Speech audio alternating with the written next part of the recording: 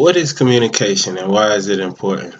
According to the textbook, the process of generating meaning by sending and receiving verbal and nonverbal symbols and signs that are influenced by multiple contexts.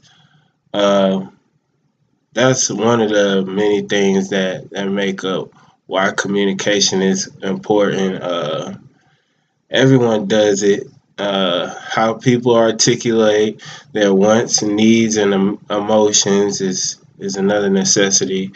Uh, a model of communication, well, according to the textbook, a model of communication is simply the process by we use by providing a visual representation of the various aspects of communication that we encounter. What's missing from the model of communication in the textbook? Probably how the emotions affects communication. Different models of communication in the textbook are well, there's three different types of models. You got the transmission model, interaction model, and the transaction model. The transition model is made up of a linear one-way process with one sender and one receiver. It's a basic but effective intro model for communication. And the interaction model is participants alternate positions as senders and receivers, sending messages and receiving feedback, both physical and psychological contexts. In the transaction model, it's more of an expanded model. It accounts for more communication and it also has multiple communicators and it's simultaneous with sending and receiving messages. And it's also the most complete model and more complex with trying to just comprehend the context. Uh, then you have my model of communication is emotional. This is a version of the transaction model.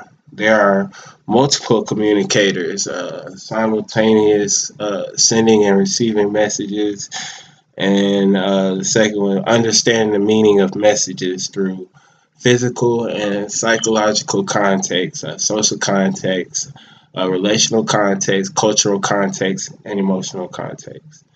Um, how's it different? Um, it differs in, I think I picked four different ways why it differs. In addition to taking into account social and cultural context, my model takes into account the emotional context of the sender and receiver.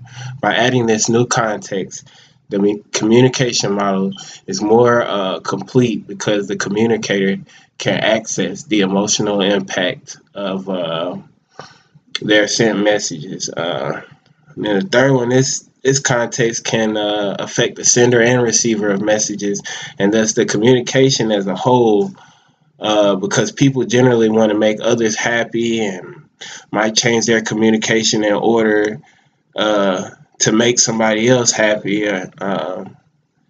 You know how people, just want to fit in sometimes. And then the fourth one, without accounting for emotion and communication, our model is incomplete because it doesn't account for how people deal with information that they receive from someone else. So, an example of this model in everyday life, people complimenting each other to make the other person happy and smile.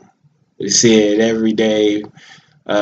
People who are involved in these long-term relationships who are unhappy with their spouses, but they're in it for the kids. Uh, and in conclusion, I believe my model, the model of communication with emotional context, gives a more complete view of communication by adding a fifth context of the transaction model.